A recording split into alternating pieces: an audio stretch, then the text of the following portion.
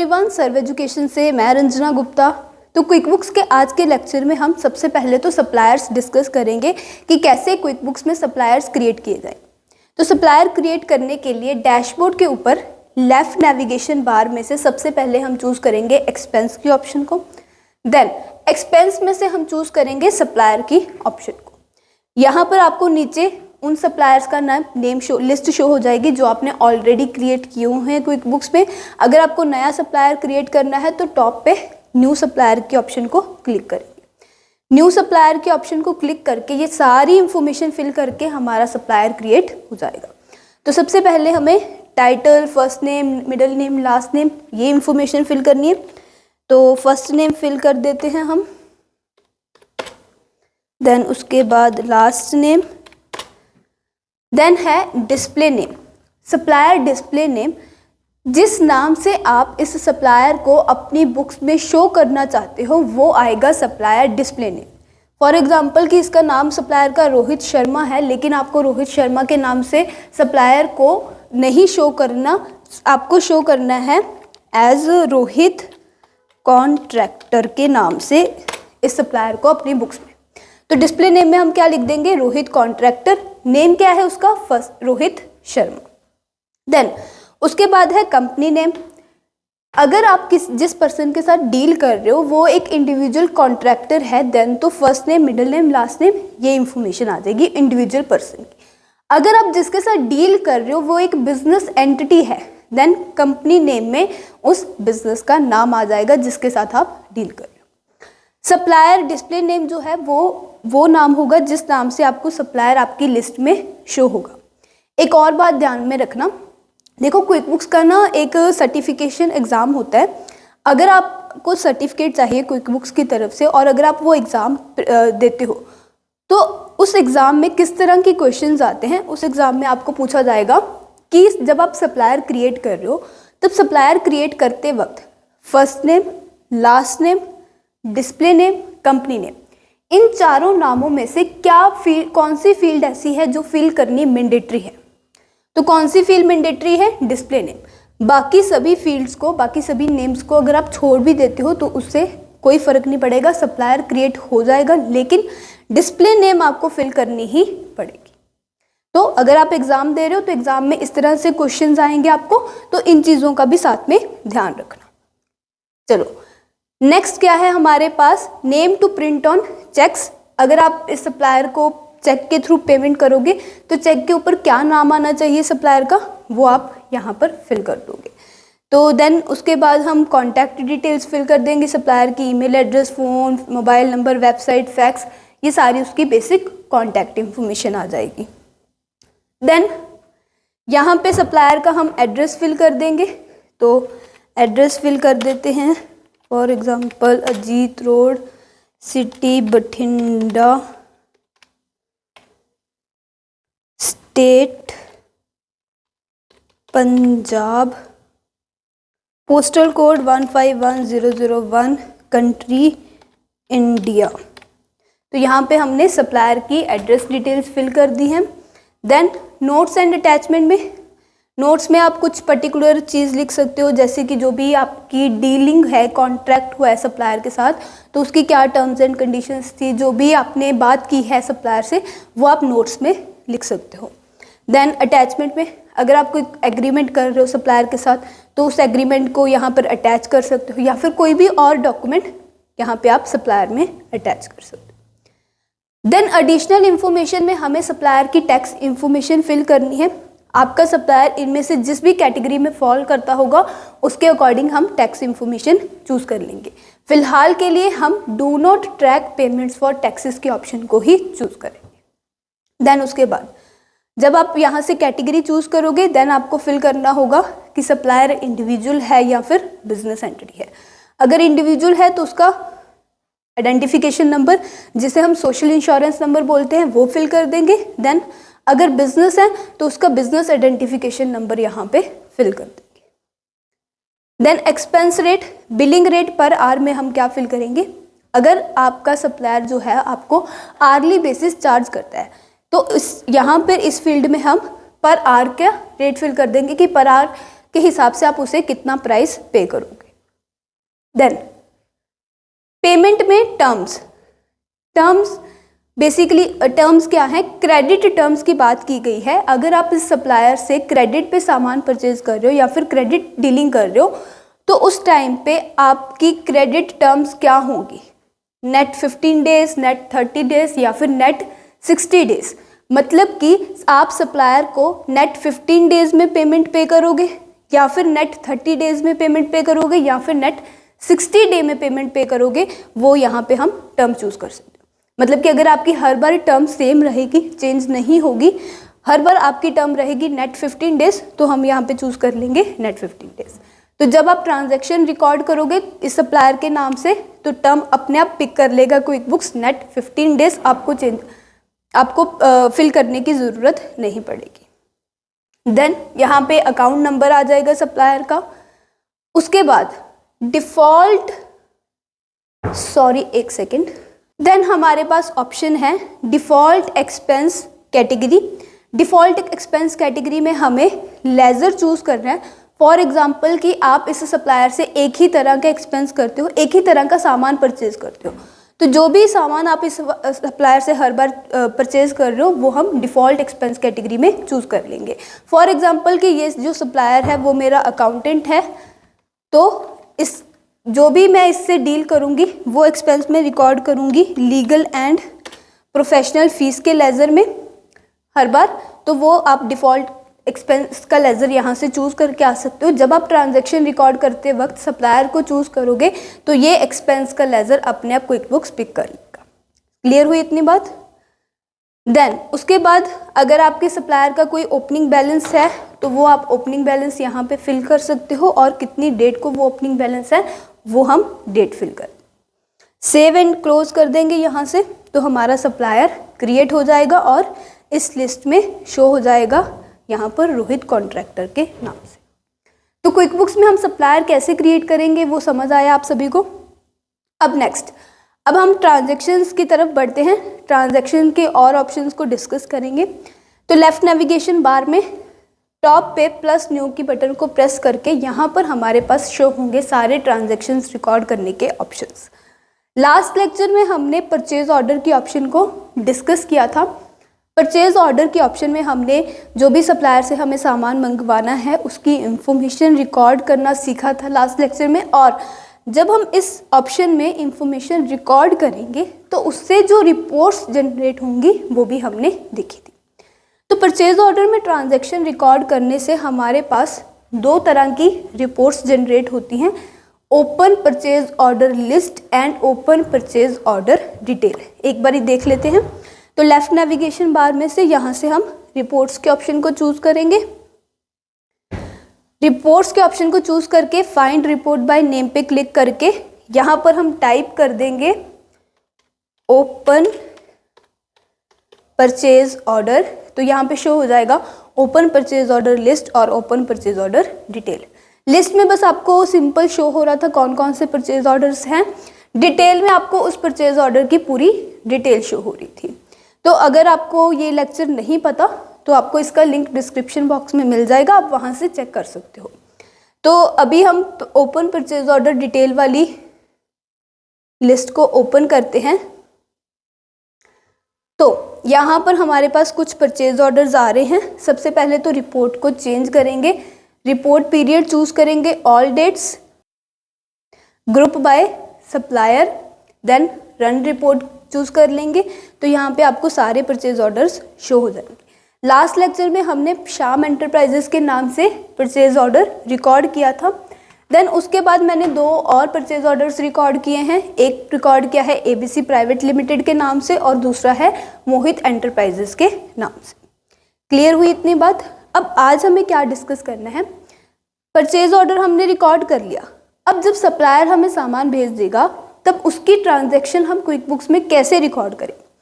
देखो, जब सप्लायर हमें सामान भेज देगा, अगर तो हम सप्लायर को साथ के साथ उस सामान के बदले पेमेंट कर रहे हैं तो उसके लिए न्यू पे क्लिक करेंगे। तो उसको रिकॉर्ड करने के लिए हमारे पास दो ऑप्शंस है क्विक बुक में, एक्सपेंस और चेक। देखो फिर से एक बार मैं बताती हूँ आपको, एक सेकेंड, इस ऑप्शन को चूज़ कर ले, देन पेन। देखो अगर तो जो सामान सप्लायर ने आपको भेजा उसके बदले में आप साथ के साथ पेमेंट कर देते हो तो उसको रिकॉर्ड करने के लिए हमारे पास क्विक बुक्स में दो ऑप्शंस हैं, एक्सपेंस एंड चेक। लेकिन अगर आप साथ के साथ पेमेंट नहीं कर रहे, क्रेडिट पे परचेज कर रहे हो गुड्स, देन उसके लिए हमारे पास ऑप्शन है बिल की। आज हम सिर्फ बिल की ऑप्शन को डिस्कस करेंगे, एक्सपेंस और चेक की ऑप्शन को हम नेक्स्ट लेक्चर में डिस्कस करेंगे। तो चलो बिल को ओपन करके बिल डिस्कस करते हैं। देखो बिल की ऑप्शन में हमें ये सारी इंफॉर्मेशन फिल करनी होगी। देखो इतना सभी को समझ आ गया। बिल के ऑप्शन में हमें क्या चीज़ रिकॉर्ड करनी है, हमें क्रेडिट एक्सपेंस की ट्रांजैक्शन रिकॉर्ड करनी है। कोई भी हमारे बिजनेस की जो क्रेडिट परचेज की ट्रांजैक्शन होगी या फिर कोई एक्सपेंस हम कर रहे हैं क्रेडिट ऊपर, तो वो सारी ट्रांजैक्शंस हम किस पे रिकॉर्ड करेंगे, बिल की ऑप्शन में। देखो अगर आप कोई सामान परचेज कर रहे हो तो उसकी हम ट्रांजैक्शन कैसे रिकॉर्ड कर लेंगे, purchase account debit to supplier name. अगर हम कोई एक्सपेंस इनकर कर रहे हैं क्रेडिट पे तो एक्सपेंस अकाउंट डेबिट, मतलब उस एक्सपेंस का नाम आ जाएगा टू सप्लायर नेम। अगर हम एसेट परचेज कर रहे हैं क्रेडिट पर तो एसेट का नेम आ जाएगा, जो भी एसेट हमने परचेज किया उसका लेजर टू सप्लायर नेम, जिस सप्लायर से हमने परचेज किया।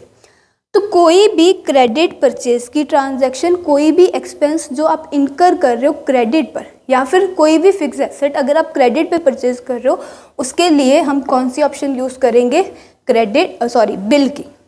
समझ आई? तो बिल की ऑप्शन में हमें क्या क्या इंफॉर्मेशन फिल करनी है। सबसे पहले तो यहाँ पर हम चूज़ करेंगे सप्लायर। जिस सप्लायर से आप एक्सपेंस इनकर कर रहे हो या फिर जिस सप्लायर से आप परचेज कर रहे हो उस सप्लायर का नाम चूज़ कर लेंगे। अभी हमने क्रिएट किया रोहित कॉन्ट्रैक्टर, उसी को चूज़ कर लेते हैं। देन यहाँ पे जो मेल एड्रेस हमने उसका फिल किया था वो आ जाएगा। नेट 15 डेज फिल करके आए थे टर्म्स हम उसके लेजर में, वो अपने आप इसने पिक कर ली। यहाँ पे बिल डेट, जिस डेट को आप बिल क्रिएट कर रहे हो वो डेट आ जाएगी। ड्यू डेट वो डेट होगी जिस डेट को आपको सप्लायर को पेमेंट करनी है।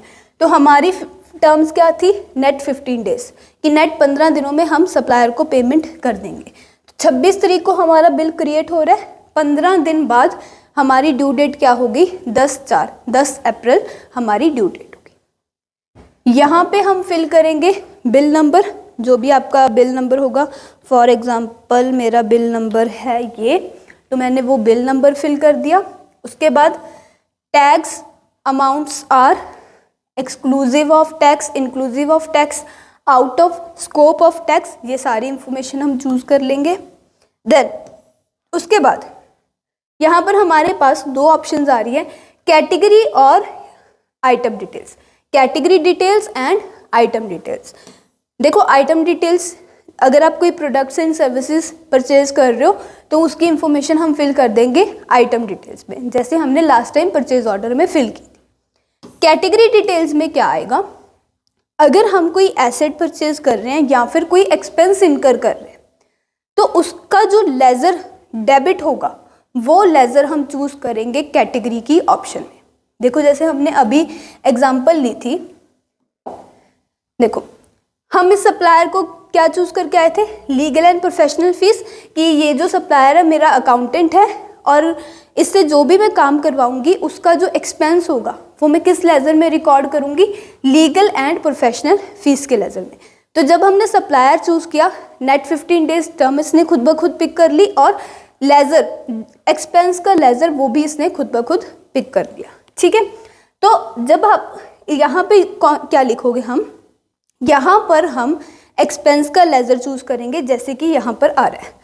अगर हम जर्नल एंट्री देखें तो जर्नल एंट्री क्या होगी, लीगल एंड प्रोफेशनल फीस। मैंने इससे अकाउंटिंग का काम करवाया, उसके बदले में मुझे पैसे देने, तो उसकी जर्नल एंट्री क्या होगी, legal and professional fees account debit. मेरा एक्सपेंस है टू सप्लायर का क्या नाम है, रोहित कॉन्ट्रैक्टर। ये ट्रांजैक्शन रिकॉर्ड होगी। तो जब हम बिल में रिकॉर्ड करते हैं एंट्री, तो जो चीज़ आप कैटेगरी में चूज कर रहे हो, जो लेजर आप कैटेगरी में चूज कर रहे हो वो होगा हमारा डेबिट, और जो लेजर हमने सप्लायर में चूज किया वो लेजर होगा क्रेडिट। अब उसी तरह से अगर हम प्रोडक्ट्स एंड सर्विसेज परचेज कर रहे हैं तो आइटम डिटेल्स में प्रोडक्ट्स एंड सर्विसेज चूज करेंगे तो वो भी क्या होगा, डेबिट। यानी कि यहाँ पे आप ट्रांजैक्शन रिकॉर्ड करने के साथ साथ और भी बहुत सारी इंफॉर्मेशन फिल कर सकते हो और साथ ही में हमारा जो जर्नल एंट्री का डेबिट क्रेडिट इफेक्ट होता है वो भी रिकॉर्ड हो जाएगा। कैसे रिकॉर्ड हो जाएगा, जो चीज़ आप सप्लायर में चूज करोगे वो क्रेडिट हो जाएगी, जो चीज़ आप कैटेगरी डिटेल्स में या फिर आइटम डिटेल्स में चूज करोगे वो क्या हो जाएगी, डेबिट हो जाएगी।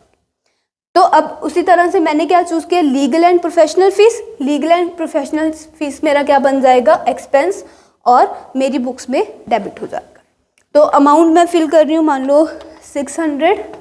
देन यहाँ पर सेल्स टैक्स चूज कर लेंगे हम। सेल्स टैक्स मैंने मान लो चूज किया HST। तो सारी इंफॉर्मेशन फिल करके हम यहाँ से सेव एंड क्लोज कर देंगे। तो ये बिल भी रिकॉर्ड हो गया हमारा और इसका हमारी बुक्स के ऊपर क्या इफेक्ट पड़ेगा, legal and professional fees debit हो जाएगा। रोहित कॉन्ट्रैक्टर का जो लेजर है वो मेरी क्या क्रिएट हो जाएगी, बुक्स में लायबिलिटी। इतनी बात सबको क्लियर होगी कि बिल के ऑप्शन हम क्रेडिट ट्रांजेक्शन्स को, क्रेडिट एक्सपेंस की ट्रांजेक्शन जो होती है उनको रिकॉर्ड करने के लिए यूज करते हैं। देन अब हमें क्या करना है, अब वापस से हम बिल के ऑप्शन पे जाएंगे। बिल को चूज किया। अब यहाँ पर हम गुड्स जो हमने last time purchase order create किया था उन गुड्स को रिसीव करने की ट्रांजैक्शन रिकॉर्ड करेंगे कि सप्लायर ने हमें सामान भेज दिया लेकिन अभी तक हमने उसे पेमेंट नहीं की, तो क्रेडिट ट्रांजैक्शन होगी, वो हम रिकॉर्ड करेंगे बिल में। तो सप्लायर में मैं चूज कर रही हूँ श्याम एंटरप्राइज, जिससे हमने लास्ट टाइम परचेज ऑर्डर भेजा था। जब आप सप्लायर का नाम चूज करोगे, सप्लायर लिस्ट में, सप्लायर के ऑप्शन में सप्लायर का नाम चूज करोगे तो यहाँ पर राइट हैंड साइड पे आपको इस सप्लायर के नाम से जितने भी ओपन परचेज ऑर्डर्स होंगे उनकी रेफरेंस शो हो जाएगी। अभी हमारे पास इस सप्लायर के नाम से सिर्फ एक ही परचेज ऑर्डर है, लेकिन अगर और भी परचेज ऑर्डर्स हमने क्रिएट किए होंगे सप्लायर के नाम से तो वो सारे परचेज ऑर्डर्स आपको यहाँ पर शो हो जाएंगे। तो यहाँ पर ऐड प्रेस करके, जब हम यहाँ पर ऐड प्रेस कर देंगे तो उस परचेज ऑर्डर की इंफॉर्मेशन ऑटोमेटिकली कहाँ आ जाएगी, हमारे बिल में। तो जब आप बिल क्रिएट कर रहे हो परचेज ऑर्डर से तो आपको मैन्युअली सारी आइटम डिटेल्स फिल करने की ज़रूरत नहीं है, बस सप्लायर नेम फिल करके यहाँ से परचेज ऑर्डर को ऐड कर देंगे तो सारी डिटेल्स अपने आप फिल हो जाएंगी। फिल क्या करेंगे हम, बस टर्म्स क्या हैं, बिल डेट क्या होगी, ड्यू डेट क्या होगी, बिल नंबर क्या होगा, बस ये सारी इंफॉर्मेशन हमें फिल करनी है। जो भी आइटम डिटेल्स वगैरह होंगी वो सारी इंफॉर्मेशन खुद ब खुद फिल हो जाएगी। क्लियर हुआ? देन इसे हम सेव एंड क्लोज कर देंगे। अब जो हमने परचेज ऑर्डर क्रिएट किया था उसकी गुड्स रिसीव करने की हमने ट्रांजैक्शन रिकॉर्ड कर ली। अब हम इफेक्ट देखेंगे कि हमारी जो ओपन परचेज ऑर्डर डिटेल की रिपोर्ट थी उसके ऊपर क्या इफेक्ट पड़ेगा। तो रिपोर्ट हमारी ओपन है, बस यहाँ पर सेटिंग्स चेंज कर देते हैं। रिपोर्ट पीरियड कर देंगे all dates, group by supplier, then run report. तो देखो पहले जब हमने रिपोर्ट चेक की थी तब हमें यहाँ पर 3 परचेज ऑर्डर्स शो हो रहे थे, ABC प्राइवेट लिमिटेड, मोहित एंटरप्राइज और श्याम एंटरप्राइज का। लेकिन अब हमने श्याम एंटरप्राइज का क्या कर दिया, बिल कन्वर्ट कर दिया, तो वो आपको यहाँ पर अब शो नहीं होगा। मतलब कि परचेज ऑर्डर की जो ओपन परचेज ऑर्डर डिटेल की जो रिपोर्ट है उसमें हमें क्या शो होगा, जितने भी परचेज ऑर्डर्स हमारे ओपन है, मतलब कि जिनके बदले में हमने अभी तक सप्लायर से सामान रिसीव नहीं किया, उनकी लिस्ट शो होगी हमें ओपन परचेज ऑर्डर। क्लियर होगी इतनी बात? सबको क्लियर हुई? अब देखो यहाँ पर क्या होगा, अब यहाँ पर एक और चीज़ हो सकती है कि श्याम एंटरप्राइजेस से जितना हमने सामान मंगवाया था उतना सारा रिसीव कर लिया, तो हमें यहाँ पर शो नहीं हो रहा। मान लो ABC प्राइवेट लिमिटेड से हमने Samsung Galaxy M33 ocean blue 7 pieces मंगवाए हैं और ये जो दूसरा फ़ोन है सैमसंग गैलेक्सी S20 वो हमने 4 पीसेस मंगवाए। मान लो कि सप्लायर ने हमें सिर्फ ये जो फ़ोन है इसके सिर्फ 5 पीसेस भेजे और दूसरे फ़ोन के हमें सिर्फ 3 पीसेस भेजे। तो उस तरह की ट्रांजैक्शंस को रिकॉर्ड करके हमारी इस रिपोर्ट पे क्या इफेक्ट पड़ेगा, अब हम वो चेक करेंगे। तो वापस से बिल के ऊपर जाएंगे, बिल में अब हम सप्लायर में चूज करेंगे एबीसी प्राइवेट लिमिटेड। ये सारी डिटेल आप फिल कर दोगे। देन उसके बाद यहाँ पर हमें परचेज ऑर्डर शो हो रहा है, इसे हम क्या कर देंगे, ऐड। जब आप ऐड कर दोगे तो परचेज ऑर्डर डिटेल्स यहाँ पर शो हो जाएंगी। अब ये जो परचेज ऑर्डर हमने क्रिएट किया था, इसके बदले में सारा सामान हमें रिसीव नहीं हुआ, तो हम क्या करेंगे, यहाँ से क्वांटिटी चेंज कर देंगे। ये फ़ोन हमें 5 पीसेस रिसीव हुए हैं और इस फ़ोन के हमें सिर्फ 3 पीसेस रिसीव हुए, तो मैंने क्या किया, यहाँ पर क्वांटिटी चेंज कर दी। क्वांटिटी चेंज करने के बाद अब हम क्या कर देते हैं, सेव एंड क्लोज। अब इस ट्रांजैक्शन का हमारी इस रिपोर्ट के ऊपर क्या इफेक्ट पड़ेगा, कॉन्फ़िगरेशन रिपोर्ट पीरियड चेंज कर दिया, group by supplier, then run report. अब देखो, जब हमने श्याम एंटरप्राइजेस का बिल क्रिएट किया था तो श्याम एंटरप्राइजेस हमें इस रिपोर्ट में शो नहीं हो रहा था, लेकिन एबीसी प्राइवेट लिमिटेड का बिल क्रिएट करने के बाद भी ये हमें यहाँ पर शो हो रहा है। क्यों? क्योंकि एबीसी प्राइवेट लिमिटेड से हमने क्वांटिटी मंगवाई थी 7 और 4, रिसीव हमें कितनी हुई है, 5 और 3। कितनी और रिसीव होनी बाकी है, 2 और 1। तो 2 और 1 बैक ऑर्डर क्वांटिटी में हमें वो क्वांटिटी शो होगी जो अभी तक हमें सप्लायर ने नहीं भेजी। अगर मान लो जितना सामान आपने मंगवाया था उसमें से कुछ सामान सप्लायर आपको भेज देता है, तो बाकी जितना सामान बचा है वो आपको शो होगा बैक ऑर्डर क्वांटिटी। तो आपका जो ओपन परचेज ऑर्डर है उसकी अमाउंट कितनी रह जाएगी, सिर्फ बैलेंस अमाउंट, जितने प्रोडक्ट्स आपने रिसीव नहीं किए हैं उतनी, बाकी जितनी आइटम्स हमने रिसीव की हैं उतने का परचेज ऑर्डर क्या हो जाएगा, क्लोज हो जाएगा। क्लियर हुई इतनी बात? अब अगर तो सप्लायर आपको ये बाकी के 3 पीसेस भी भेजेगा तो इसे हम यहीं पे open purchase order detail list में छोड़ देंगे। लेकिन अगर आपको ये सामान रिसीव नहीं होगा, फॉर एग्जाम्पल कि आपको इतने सामान की ज़रूरत नहीं है या फिर सप्लायर के पास स्टॉक नहीं है, तो वो आपको नहीं भेजेगा। तो इसे यहाँ से हटाने के लिए, इस लिस्ट से हटाने के लिए हम क्या करेंगे, परचेज ऑर्डर को ओपन कर लेंगे। यहाँ पर आप क्लिक करके परचेज ऑर्डर के ऊपर परचेज ऑर्डर को ओपन कर लोगे। परचेज ऑर्डर ओपन करने के बाद यहाँ पर सप्लायर के नीचे आपको ऑप्शन आ रही है ओपन की, यहाँ पर इस एरो पे क्लिक करके देन यहाँ से हम क्या कर देंगे, ओपन की जगह closed, then save and close.